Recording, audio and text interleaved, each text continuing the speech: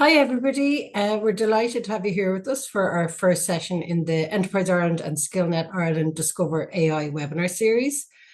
My name is Alexa Toomey, and I lead up our scaling and AI strategies here in Enterprise Ireland. And firstly, I just really want to thank you for taking the time to join us here today.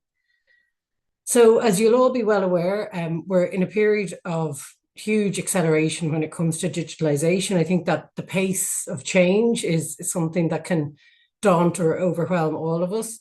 But I think it's really clear from the survey that we sent out to you all that kind of everyone is kind of getting started and is starting to look at how AI is going to impact their businesses and how AI might help them to explore new business opportunities. And I guess that's exactly why we've created this series. So, working with SkillNet Ireland, we've looked at the kind of areas that we believe impact our clients most. And I was very relieved to see that they're the areas that you have all told us are impacting you the most. So, looking at the whole area of where do you begin when it comes to adopting AI into your business? How can you build up the skills base within your business?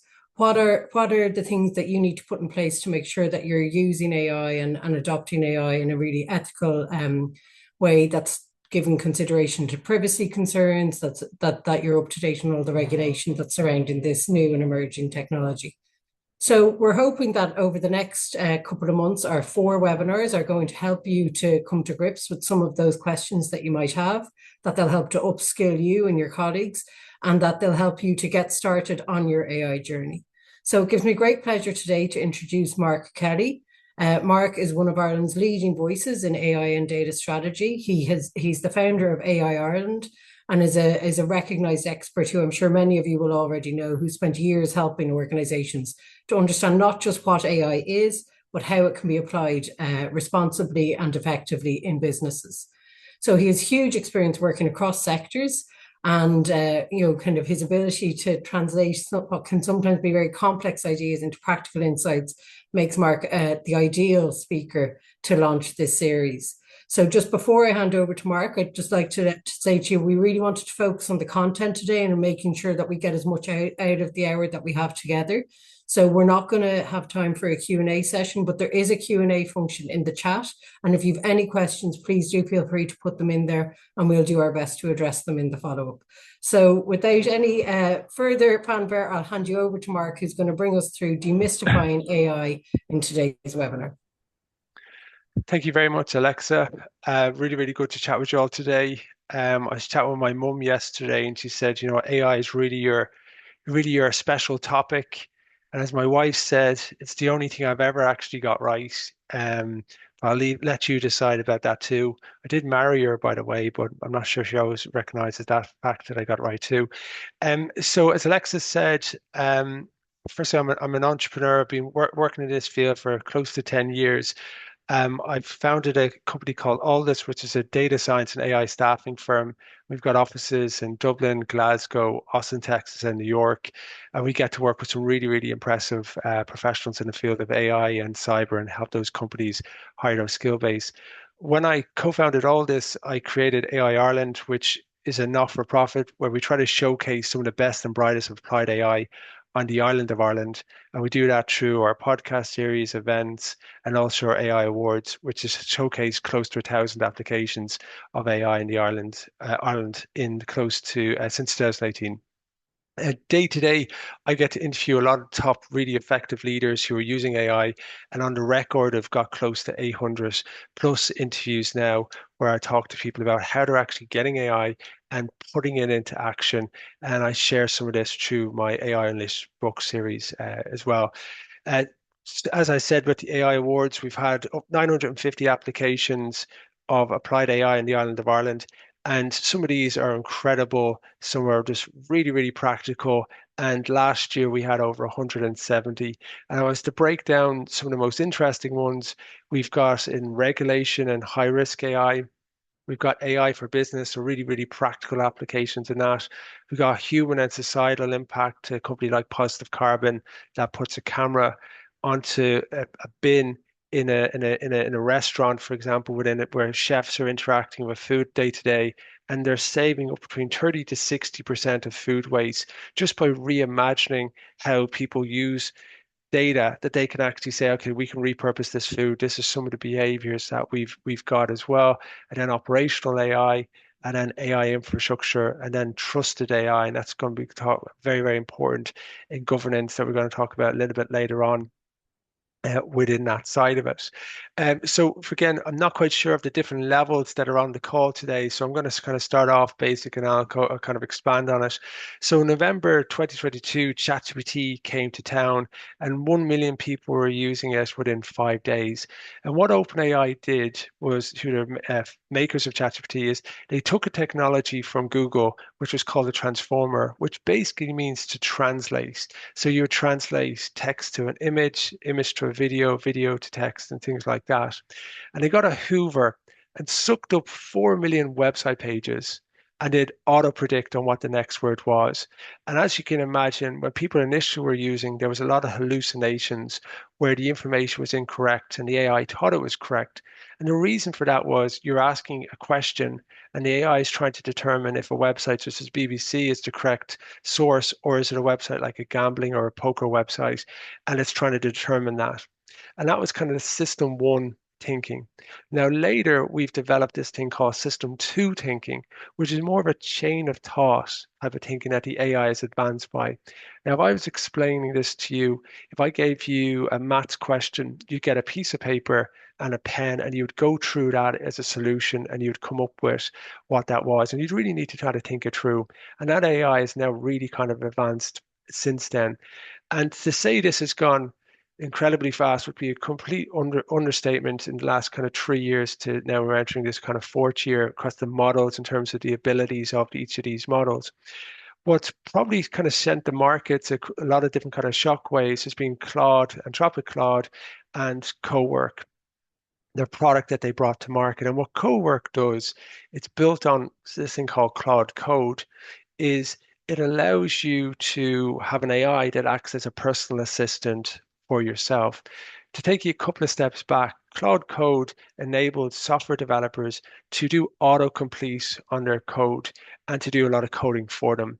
Now, the average software developer you might speak to could say they're anywhere between 30 to 50% more productive in their day because of this tool. But now you're talking about some people that are 100 to 600% more productive using Cloud Code or ChatGPT code as an example, or Gemini code. That is how regarded it is. Now, when it came to a business perspective, people were less thinking, well, that's fine from a techie's perspective, but what does it mean for a business?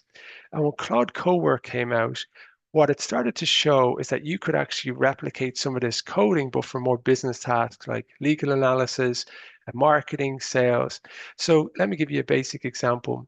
Let's say you've got a workflow, which could be creating a thumbnail, putting it on a YouTube video. Well, through Claude Skills, you can teach the AI how to do that workflow, which is the step by step. The AI will learn from it. And when you want to get it done again, the AI will do it for you. And this is a real big market change because a lot of companies were actually asking the question, well, if we can start to replicate all these different types of workflows we do internally, how much more productive could we be? And this is now challenging a lot of different types of assumptions that companies had in the past. And then it went even kind of crazier because we had this company called OpenClaw. And this OpenClaw was an open source project where a software developer came up with this personal assistant AI that you could put on your own device, and this AI will work as an assistant for you that you can control through WhatsApp and Telegram. And what you've had is a flurry of people buying these Mac Minis or old PCs and getting their OpenClaw to actually go and install on the system and start to use it to do some pretty incredible things. Now, there's so many different security vulnerabilities with OpenClaw. I would not be asking you to go and start to put this on your device that you use every day, but it's just something to look into if you want to find out a little bit more detail about that. So the predominant companies that are using that are the kind of model providers or frontier model providers would be Google Gemini and ChatGPT, and you'd have Anthropic Claude, and Copilot would be predominantly driven and used by ChatGPT, although it is changing a lot of their models now and opening up different types of services within that. This is Jensen Huang. He is the co-founder of NVIDIA. And Nvidia is the stock you wish you purchased 8 years ago because it's skyrocketed. They're probably arguably the most valuable company in the world at the moment. And they designed these chips that these frontier models use, and the work that they do in this industry, he's almost seen as a god for what's happening there. Now, some people think AI is a bubble. They think it's a gold rush. Some people think it's a sugar rush where they're thinking, this isn't going to last. But what we do know is that $2.6 trillion there or thereabouts will be invested in AI this year, according to Gartner. There's 1.2 billion AI users day to day out of 5 billion internet users. So ChatGPT has got 800 million active users. So again, it just shows you in the space of just over 4 years how quickly that it's advanced. And I don't have the time to go into too many different use cases, but like some of the opportunity around drug discovery, solutions for cancer, Parkinson's diseases, antibiotics, all done through AI. Even if you think about the Moderna vaccine for COVID, it was created within 48 hours. So some of these things are just mind blowing, and some of the work in Google DeepMind and Microsoft for initially for the proteins to synthesize them for Google DeepMind, and then also for Microsoft, some of the work that they're doing around coming up with new materials for sustainability is very, very impressive in itself. This is a chart from Stanford last year. And it looks a little bit kind of convoluted, but I'll just explain it to you. What it shows is that AI can now do what a lot of humans can do to a near perfect level across certain different types of tasks. And if you're ever interested to find out what's happening in the field of AI, the Stanford Index is an incredibly good, resourceful paper to look into. But when I show this to people, I say to people, this doesn't mean that AI is going to go and do your job anytime soon. But what I do explain to companies and I explain to people day to day is that if you think about your average organization structure and you've got your different departments within that organization structure, and then you've got job descriptions within that, they're no longer fit for purpose because chances are they were written between 5 to 10, if not 20 years ago. And now AI can be woven into those job descriptions, and depending on the job, can do a substantial amount of the different tasks within that. So that means that we now need to update those job descriptions to start to bring ourselves up to the future that we're living in. Later on, I'm going to talk through my 5 Ps framework that I created, but I do want to plant the seed that if you think about the work that you're doing day to day or the work your team is doing day to day, it is primed to have change based on that. We reached down and we interviewed 130 AI leaders on the island of Ireland, and we asked them how they're using AI day to day. The first is to save money. So cost optimization was the first. The second was engineering assistance. So you imagine you're a software developer and you're using some of these tools for coding.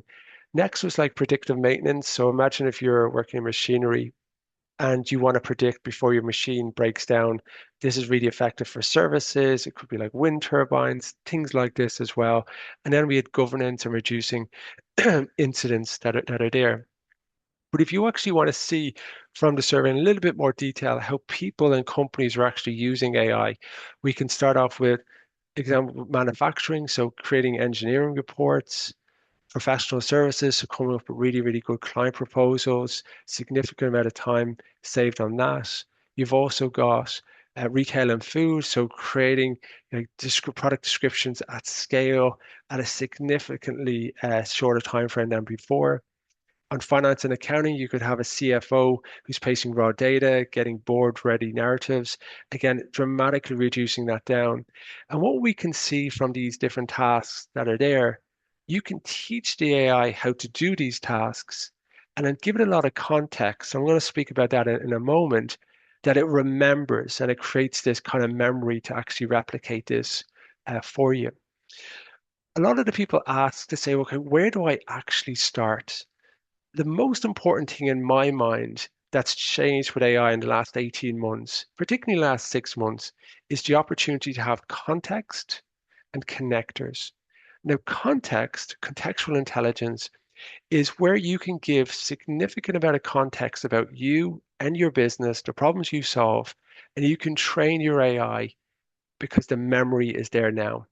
Where if you ever used AI before last 6 months or so, it wouldn't remember what you previously said. It didn't have context where you were going. So it was a very, very frustrating experience. So the starting point I say for companies is to really understand that if you can talk the love language of AI, you're going to get significantly better to do that. And I work off a framework I created called Persona Context Command Format. With a persona, you're giving it a persona to take on. Context, you're going to give it more context about the problem or challenge you're looking to solve. Command, you're going to tell it what to do. And the format is how you want it out.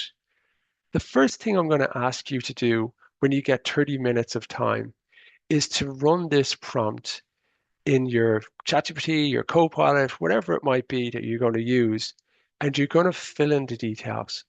Because I believe that unless you optimize your week to gain at least 2 hours back per week, you will not be able to upskill using AI because you won't have the time and you'll be frazzled and stressed to try to get through to the next day rather than actually learning anything. And if you think back when you're 5 or 6 in that sandbox, you were relaxed, and that's the best way to learn. So what you're going to do is you're going to put in the persona, which is going to be a schedule optimizer. You're going to ask to save you 2 hours per week, but you're going to give the context about who you are, what you do, how you spend your time. Now, for people that are pretty savvy around Copilot or any of these tools, you could add in your schedule from before your calendar. You could get it to look at your emails. You can take a note of it. But I do want you to give as much detail as you possibly can. And then you're going to get some type of formatted schedule for that next week. Now, one of the most important things that you can do when you're using AI is, those thumbs up or those thumbs down button?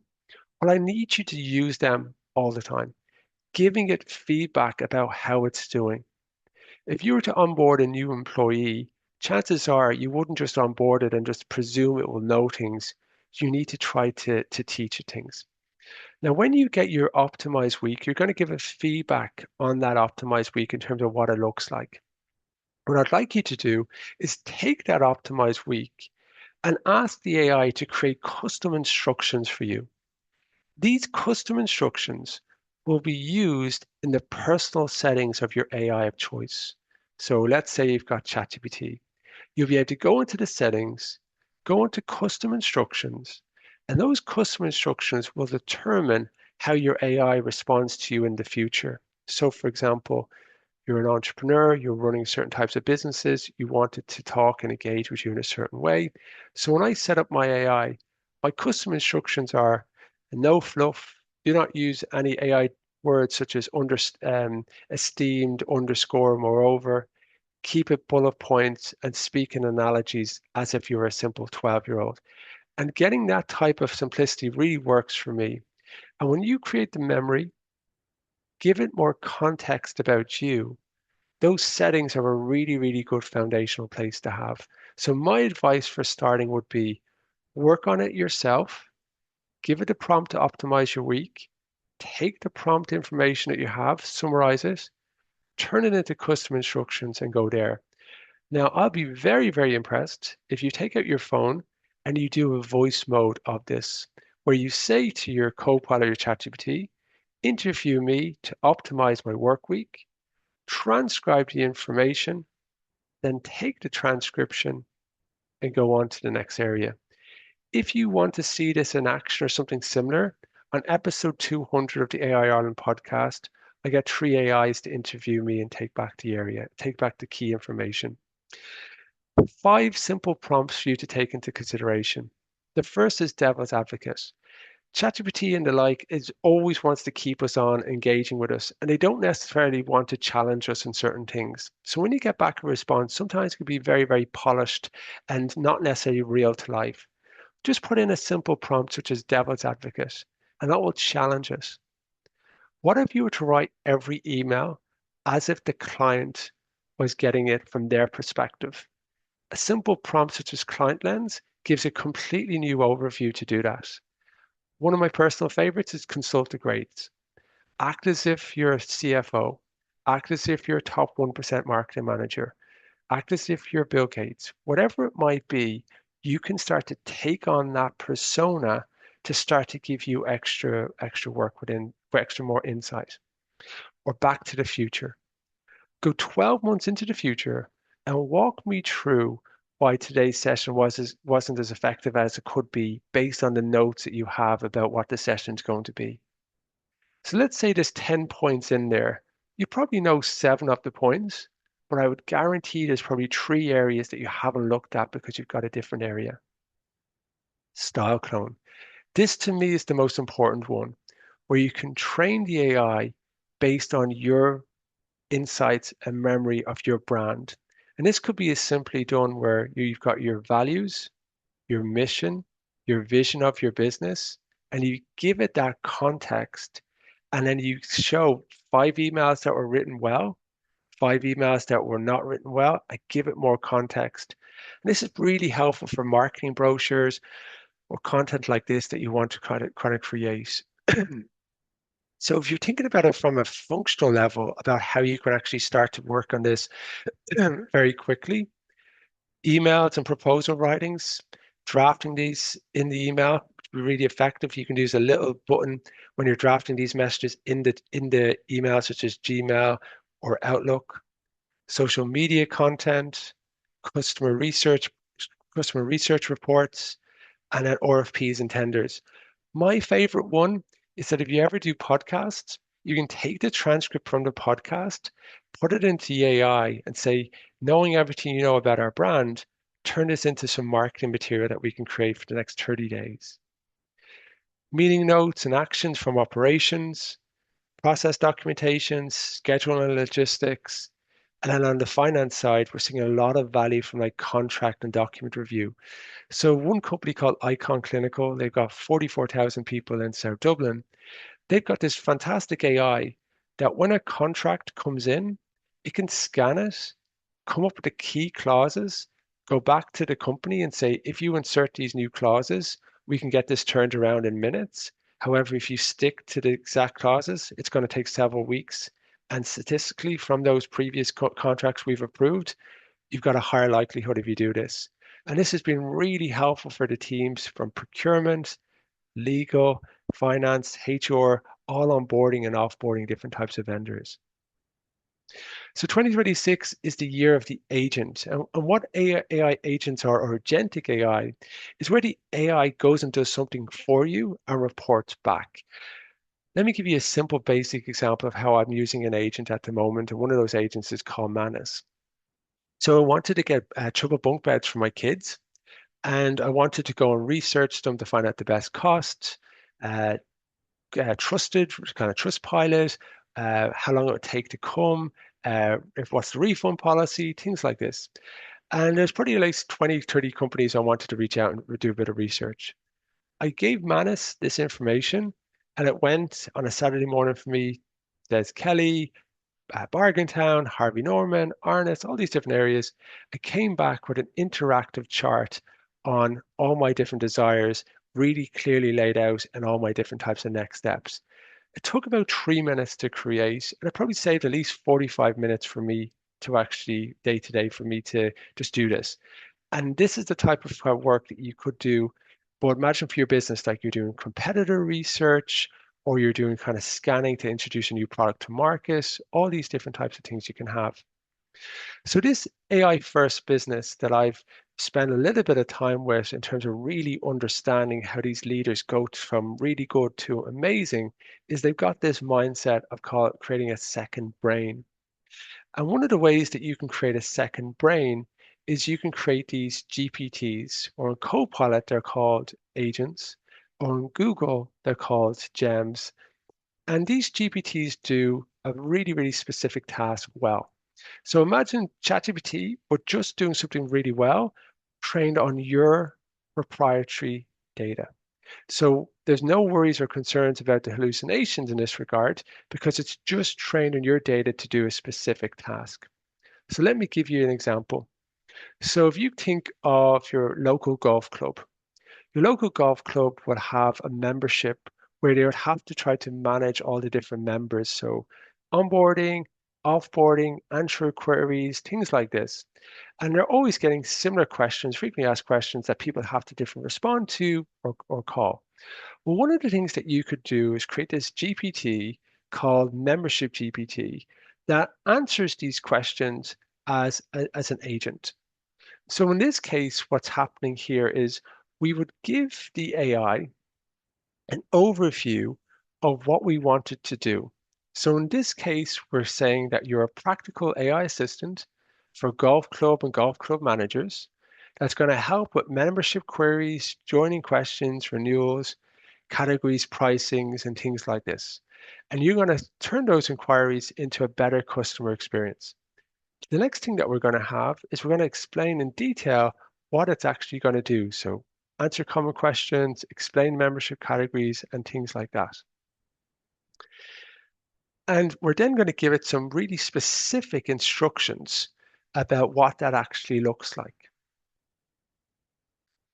The great thing about this is if you don't know where to start, you can actually ask ChatGPT on a separate tab to walk you through what this actually looks like. So this is how you would configure a GPT. And again, it takes minutes just to create one of these. You put in the instructions, you put in some conversation starters. So these are like, what are the type of messages that a person might reach out and kind of phrase it as? You've put all those different information points there. And then the most important part of what comes next is the knowledge documents. So these knowledge documents would be, let's say, your frequently asked questions. It could be your values or about us, about the golf club. It could be your customer brochure. It could be your pricing. It could be whatever. But it's your finite information that you've already got, that you already shared as proprietary to you. And then what we'll do is we will create it. And now we've got the opportunity to create this and make it accessible for anybody. Let me just go back here. We've got the opportunity to make this accessible for anybody, or we can just make it for just the people that we want to engage with. So if we go back here, I just put in a prompt. The agent or the GPT will respond back for me. If you wanted, you could actually make this embedded into your emails. So that could be actually then it automatically could be sent off.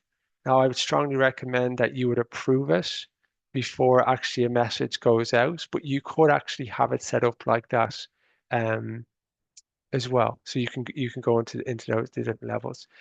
Now, there's loads of different ideas for agents. So you could also have like an employee handbook GPT. So let's say you're working in human resources and you're getting questions asked about the employee handbook during the week. It just answers questions about the handbook, the grievances, bullying, how many days holidays, or maybe a benefits GPT. So you've got a benefits guide where people are asking questions about the benefits. It answers that. Or you could do what would Mark Kelly do GPT. So Mark would answer 100 frequently asked questions in his authentic natural voice. And then you'd actually create that SOP or document, upload it, and when Mark's on 2 week holiday, they just ask the agent or GPT. Now, this is really good for people that are retiring and got so much tacit knowledge that you keep that knowledge in house and you help to onboard new employees when they come through. So Anthropic is probably at the moment the most disruptive company in the world. And if you've seen some of the things that have happened in the US around the Pentagon, you'll probably see why. And up until a couple of months ago, only really kind of coders kind of knew about how good Anthropic Claude was and some of the applications it could be done for coding. And it's the intelligence around its models have been really, really kind of celebrated. But now with co-work, where you could start to use this for your business, where you could take a workflow, save that workflow, and get Claude to repeat it, they've taken this skill and they've now said we've got 7,000 skills from every different department you can imagine, and we're now making them available for people to use. So there's been a big drive in people moving away from ChatGPT and working with Anthropic Claude, and it's number one and number two in the Play Store and the Apple Store as well. So it's really, really kicked on. And they talk about skills, co-work, and building kind of similar agents as well. So I don't have time to go into more detail about it, but in some of the other sessions I kind of go into more detail about that. So if you're just using ChatGPT at the moment, or you're thinking about where to start, I would say it'd be good to have a look at Claude. Also, Gemini is doing some really, really great work across their workspaces as well, and Gemini Gems. So there's loads of really good aspects, not to mention Copilot and some of the work that they're actually doing in that as well. So when we're talking to companies and we're interviewing them and we're spending time about who's doing well and what they're actually doing or how did they actually get started. So the first question I answer is where do you get started? Well, the first place you go to is AI literacy. I think this skill is the most important skill you need to upskill in yourself. And if I was to say something to you, you need to learn how to learn fast. But AI is really effective at helping you to learn. So using a tool such as Notebook LM is an incredibly good tool to help you upskill and learn on things. So giving yourself confidence, simple prompting, figuring out how to do that, taking personal instructions, taking those customs and putting them into your AI and allowing those settings to really understand who you are, but also getting into the ability to play. So thinking about that sandbox of playing. So this could be like a lunch and learn, where two or three of your colleagues over a sandwich show each other different demos, show some of the value you're getting, what's good, what's not good, or maybe trying out a different type of product that you have. And this generates literacy, but most important, it brings confidence. Then the next side that you've got is the processes. So if I was to say to you a workflow, you're going to drive to work today or tomorrow, driving home, and maybe it says it's 30 minutes. Well, if I could get that down to 25 minutes, that workflow, chances are you grab my hand off for it. And this is where we're now making decisions as a business to say, well, what type of workflows are impacted by AI and how do we change them? So maybe we might augment some workflows. So maybe that could be your marketing assistant using Copilot or ChatGPT to help generate different brochures, or your financial analyst using it to create different reports and manage those different areas. So that'd be like augmentation. Or maybe you actually think, okay, well, can I reinvent this? Could AI actually do the whole task end to end? Or do you actually just want to completely re-engineer it and reimagine what that has? Now, the really great and exciting thing about what we can do with context and connectors is we can actually start to teach AI these workflows through GPTs or skills. And through better workflows, we can actually start to streamline our work to be more effective. So imagine we're working 40 hours per week. And as I said before, if you're going to pick up a new skill, you need to drop something down. So you're going to optimize your week by, let's say, 2 hours. Now, I'm a realist. Let's say you're up 2 hours from this optimal schedule. Chances are you're going to spend 60 minutes of that having coffees with your colleagues. But that additional 60 minutes, you're going to be able to spend 10 minutes a day trying to figure out how you can try to optimize some of your processes. On the platforms, AI is going to be woven into your Salesforce, your HubSpots, your Copilots. You need to start to think about, well, how do we start to integrate the AI we're using day to day and these platforms? And how do we start to actually repurpose some of the customer experience that we're having? For me, it's all about proprietary data. You are sitting on a gold mine of information. That frequently asked questions, those SOPs, all those different types of things from your customer's perspective, you can start to leverage to now make better outcomes, next best decisions, and products and services. So some of the most interesting companies I'm working with are bringing some really innovative products and services to the market because they're rethinking their 5Ps of what it actually means for a business to give them a new perspective. And when you think about that proprietary data, one of the biggest challenges companies have is integration. That's lions and lambs of AI systems which are new and shiny and legacy systems and bringing them together. And it's really difficult. And this came from our AI leader survey as well. So the question you have to say is that if I'm ambitious with AI, and the last question I'll ask you is what's your AI ambition? You need to be thinking to yourself, how do I take my proprietary data that's probably in different types of silos on Excel, it could be in different emails, it could be all the different areas. How do I bring it together to get one source of the truth? And that's not a straightforward journey.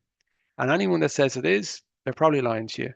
But you do need to be conscious about the journey that you're actually going to taking that proprietary data and starting to leverage it to allow AI to go to that next level. The EU AI Act is something that everyone has to take consideration about. It's now part of the act that you actually have to have AI literacy, you and your people, and you have to use AI in a responsible way. One of the first pieces of advice I'd offer people is to get a paid AI that you're using. That could be a paid version of ChatGPT, paid version of Claude, paid version of Gemini or Copilot. And I would say be very careful about the information you're putting into a free system that you have. I would also recommend that if you've got paying €20 per month for an account and you're in an organization, try to get a Teams account, which is like 3 people plus. It gives you extra control around how you actually manage your data. It also has got better settings in terms of security, but also we know that they don't train on the different searches that you do and how you actually manage through. For everything else, I think there could be some loopholes in terms of actually how your data is managed, but I do feel much more comfortable when 3 people plus have got the paid accounts. And I think the terms and conditions, if you delve into them, will probably tell that as well. So just be conscious about that. What we find for most organizations is they have a shadow AI, and that's kind of like shadow IT, where people are using different free tools and products, putting customer-centric data, putting employee-centric data in there. And if there's a breach or there's security issues, you're going to be opened up for a fine on the back of that. And what the EU AI Act says is there's different types of risk levels, which are kind of low, medium, and high. Now, a high risk level for AI could be, imagine it could be like social scoring, where you're getting docked points because you haven't paid your bills, you're walking across when it's red, your parking tickets, or let's say there's been an incident and they're using computer vision to actually find the person who did it. In certain cases like that, you'd have to be very, very extreme to allow something like that to happen. But more to more day to day in the world of recruitment, using AI to scan through the applicants, determining who should actually be chosen for the interview, and also actually having parts of the decision made which has got high levels of bias, maybe on their gender, their where they live, for example. So we have to make sure that those people aren't infringed upon when you're using any of these different types of tools that you bring to market. The second thing that you need to be considerate of is if you're seen as a deployer. So let's say we have a company such as DocuSign, and then there's nothing wrong with DocuSign, but let's use an example. And DocuSign has got AI woven into the product. We accept the terms and conditions, and then we pass it on to our customers to use. If they are infringed by that process or our employees are infringed, we could be seen as being the catalyst for actually infringing on those people. And although the company has set up the product, we've then passed it on to people. Now, if you're running a business or you're involved in terms and conditions or any type of legals, Gartner suggests that 80% of companies are now going to be adding in new AI features, which means that you're going to be accepting these terms and conditions. In an awful lot of cases, may not necessarily reading them, and they've got a significant impact to your employees or your customers if they're infringing on people's data. So it's something just to take into consideration. What I would strongly recommend that if you're using AI, either to be generating images, generating text or blogs or recaps of reports, just put a little line to say this image is being generated through Gen AI, or this document is being summarized on the original document. Here's the point. Here is our terms and conditions, or here is our points about how we use AI responsibly. And if you do that, that's going to build trust. And as advanced as AI is getting day to day, unless we actually trust it and your customers trust it, we'll never uptake it. And what I find from dealing with people and working with people is they're worried about an over-reliance in AI, where they feel like they're going to kind of dumb themselves down. And I actually can understand that. And that's for a lot of people, they get AI to answer the questions straight away themselves and they don't do the thinking. And this is a real worry for me. You should always think first and then use the AI to help you support with your answers. And also, if the answers are incorrect, you can't just blame AI on it if you're actually putting it out there. You have to be responsible when it goes in. In the next session that's coming through in the webinars, they're going to go into more detail about the EUAI Act. And I do have a podcast. If you stick in EUAI Act podcast, you'll find more details about that too. So from my perspective, it's all about developing these new habits to go on this journey. And I think it's as simple as getting off Instagram for between 5 to 10 minutes a day and actually just starting to build up some creative habits using these tools to try to repurpose your work. That could be, like I said, asking AI to plan your week, so optimizing it, using voice mode to do that. It could be rewriting one email, synthesizing it, making it longer. It could be taking a document, creating a summary of it, or using something like Notebook LM. It can go out to over 300 sources. So like a PDF, a website, pasting, copying from a different website and putting it into text, and taking that information, summarizing it, and interrogating if you want, or turning it into a podcast, turning notes into a clean list, simple to-do lists. What could I automate in my job? And what I love about day 7 is when you do your optimized week and you take a summary of those key informations, you're going to be able to then start to ask the AI for advice and support on how you can start to automate some of your manual work. But you can't really do that unless you've built up context, this contextual intelligence. Now, from a connector's perspective, you could start to connect your Gmail or your Outlook or your ChatGPT or your Copilot to a HubSpot, Salesforce, Spotify, and start to get your AI to use those different systems by the prompts and the work that you have and update this as a really nice interface as well. But more and more, when you start to get your head underneath get into your head into these tools, you'll start to see the value of what works for you and what doesn't work for you as well. So you could look then for drafting reports, meeting agendas. My personal favorite is that when I'm doing a meeting, if it's someone new, I can just get my AI agent to go and do research about that company, specific to criteria that's important. And in preparation of the meeting, I'll have a document ready for me to be able to do that, and then be able to actually work smarter in the future. So build a personal daily assistant prompt.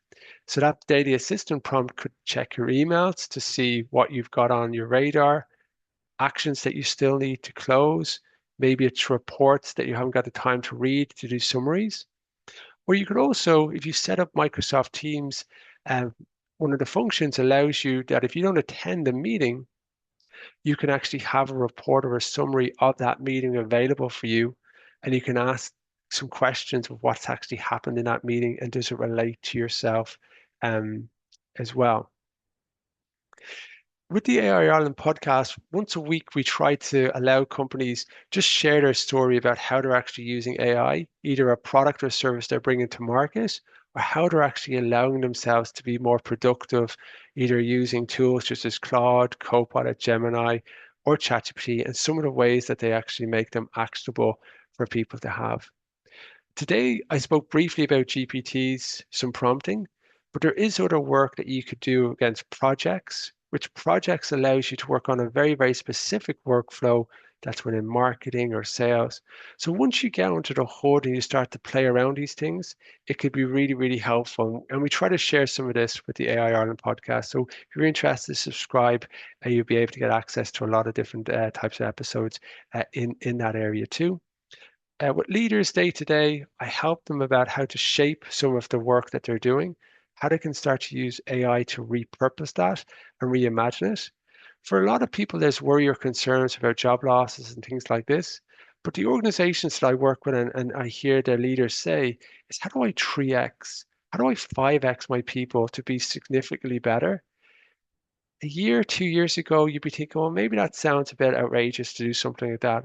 But the companies I'm working with day to day now, it's not a big issue to say that they're going to significantly improve the workflows and help their customers get a better experience. But it all starts with that leader understanding the ability of AI, the challenges of it, what it's not so good at, and the opportunities around your business. And that's kind of getting under the hood of what that actually looks like as well. So we've spoken quite a bit about people, upskilling yourself, changing some of the workflows that you've had, and leveraging that proprietary data. But what we've learned is that people who successfully go on this journey is they've got an accountability partner. They share some of their learnings with the people, they share some of the challenges with the people, and they've got that. So if you've got someone in your team that could be an accountability partner, go and ask them, could they do that? Or maybe outside your organization, find someone that you can share your wins with. Maybe you're chatting with them once a week, maybe it's once a month, whatever it might be. If you're interested, please feel free to reach out to me on LinkedIn. I could be your accountability partner. I'll catch up with you in 30 days to see how you got on from some of the takeaways today. I was conscious there's quite a lot in this, so that we have made it that it's a recording, so you can kind of go back and revisit any different parts. And if there's any additional questions, or please feel free to reach out to me if there's any extra information that I can go into in a bit more detail. I'd be very happy to actually do that. Um, and outside of that, I just want to say thank you very much for your time today. And I'm just going to pass it on to Michelle Thompson now. Thanks very much, Mark. We've actually finished a few minutes earlier than planned, so there's quite a few interesting questions in the chat that we might touch on one or two while we have you, Mark. Yeah, very happy to do that. Yeah, now I won't get to them all, but I think there's something there around a big debate internally if consultants should now be able to use AI to write code, and going by your advice.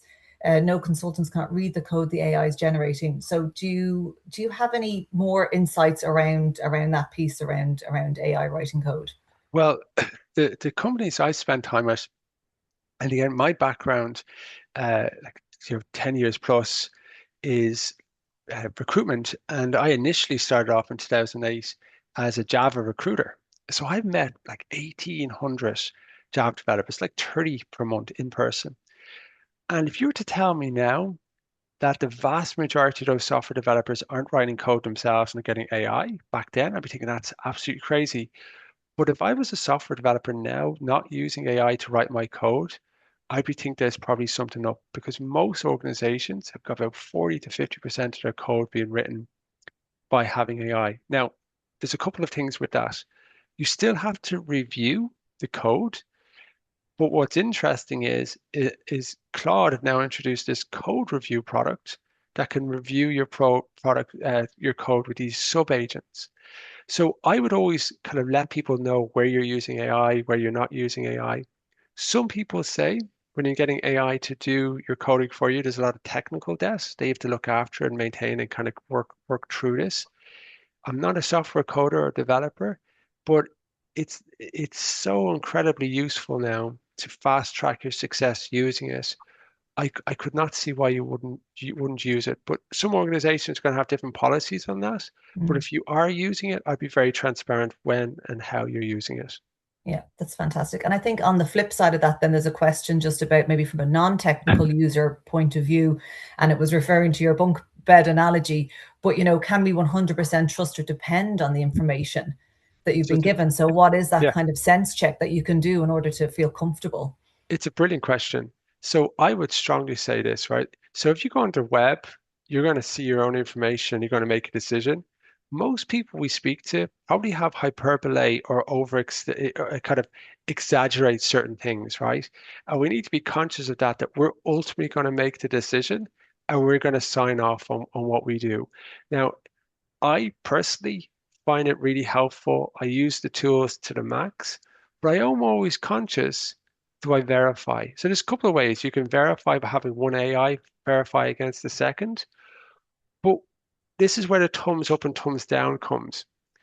When you give a thumbs up, explain why. When a thumbs down, explain why, to say, you've given me the wrong answer. Next time, if you don't know the answer, ask me a clarifying question. So we come back to custom instructions, and when you create some personalized intelligence, one thing you could do for custom instructions is never assume, always qualify that the source is correct and ask me a clarifying question if in doubt. And that can help with it within that kind of journey as well. AI isn't a silver bullet. It's not going to solve every different areas. At the moment, it's a really, really effective decision support. It's kind of jagged because it's really good at coding. It's really, really good in different types of writing as well and different decision support elements, but it's also really weak in certain aspects. So it's not this kind of panacea of a complete solution, but that's the world we live in. That's imperfect. Great, thank you. And from a business audience perspective, in your view, I wonder, can you maybe describe what you think, looking into the future, an AI-enabled SME, small to medium enterprise, might look like in 5 years, either the enterprise or even the worker? So, firstly, because I've involved in several startups that are now upstarts, I am so incredibly excited to be working with this technology. And for companies who are not technical, it's so exciting. So my dad's 73 and he's like, oh, I don't want to learn this. I'm glad I retired. And I'm like, Dad, you've got all this incredible knowledge. You just have to prompt and figure out how to use it. And once you do, like you're invincible, you've got all this information. But what I say to people is that you could be fixated on the answers. However, AI is all about the questions. How do you define the problem you want to solve in more detail? And should you even be working on that problem? And for most SMEs, they're time poor, they're working on different challenges, and they actually shouldn't be doing that. They need to repurpose it. And when you start to use the AI for decision support, it starts to question how you're spending your time, why you're doing things in a certain way. And because we've always done it in a certain way, we sometimes are resistant to change. And what we find from companies that are really good at AI adoption is they've got the human readiness part because they're ready for change and they go on that journey, even though they feel vulnerable. It's called a trust leap, referenced Rachel Botsman, where you lean into the technology even though you're not ready. But also the data readiness is getting that fit for purpose. But if you could be fanatical about having trusted data as an SME, you could start to do 5, 10x, 20x your type of work. You just have to develop this new mindset. And this mindset, and reference Carol Dweck and fantastic work that she did, is having this growth mindset to lean into it and go on this journey and being curious. But you can't be curious and playful if you're stressed just to get through to the next day and you're tunneling that. You have to win back some time.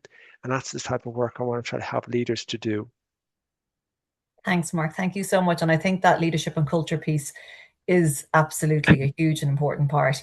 And so really just want to say thank you so much for sharing your insights and bringing clarity to an area that can often feel, complex and fast moving. I do love, as you said, that your first tip was to create the space for learning by using the tool itself. So that AI to optimize your work week and save you time. I think, that's a great first port of call for anyone when this call wraps up. We know in SkillNet Ireland and Enterprise Ireland, the biggest challenge for SMEs is that lack of time. So it's a great starting point for us all. Thanks, Mark. My pleasure. So as Mark laid out, the pace of digital transformation, AI in particular, is not slowing down. And for Irish businesses to remain competitive, upskilling in digitalization and AI isn't just valuable, it's essential. So SkillNet Ireland and Enterprise Ireland are committed to supporting Irish businesses on that journey, helping you to build the capabilities and confidence needed to navigate change and harness AI effectively. So before we wrap up, I wanted to highlight a few supports that will be available to you. Enterprise Ireland offers strategic growth supports, capability development initiatives, and digital transformation pathways to help accelerate the growth of Irish companies globally. So you can access these supports by going to the website that we'll drop in the chat here or talking to your client advisor. SkillNet Ireland provides industry-led training through our 70+ business networks and national talent initiatives, offering upskilling programs across digitalization, AI, data, emerging technologies, and many more. And you can access all these as well by reaching out to the network in your sector or in your region. And again, we'll drop a link in the chat so you can find out the contact details for each one, and you can engage with as many SkillNet business networks as that are relevant to you. It's been asked in the question as well, so we're going to share today's recording shortly, along with the links to all the supports that you have and a sample of some of the many upskilling AI programs available at subsidy through SkillNet Ireland and the supports via Enterprise Ireland. So on this previous slide there, I think Mark skipped ahead there. So yeah, on this slide here, there's a QR code. So we really hope you got value from today's webinar. And before you leave the meeting, please just take a moment now to access the link. We would really value and appreciate your feedback on this session. It will take no more than 3 minutes, I promise, to complete. And it'll really help us shape the next session to ensure that it responds to your needs and the needs of businesses in Ireland. And we'll just leave that up for another second or two for you to take a shot, if you wouldn't mind, and doing that for us. No such thing as a free lunch sometimes. And then over onto the next slide there, across this AI Discovery webinar series, we're going to continue to bring you practical guidance and expert insights to support your AI adoption journey. So the next webinar will take place on Wednesday, the 15th of April between 1 and 2 p.m. and we'll cover the topic of data, ethics and governance. So keep an eye out on our socials in the coming week for the registration details. And so on to the last slide, just to say, on behalf of SkillNet Ireland and Enterprise Ireland, thank you everyone who joined us today. Much appreciated.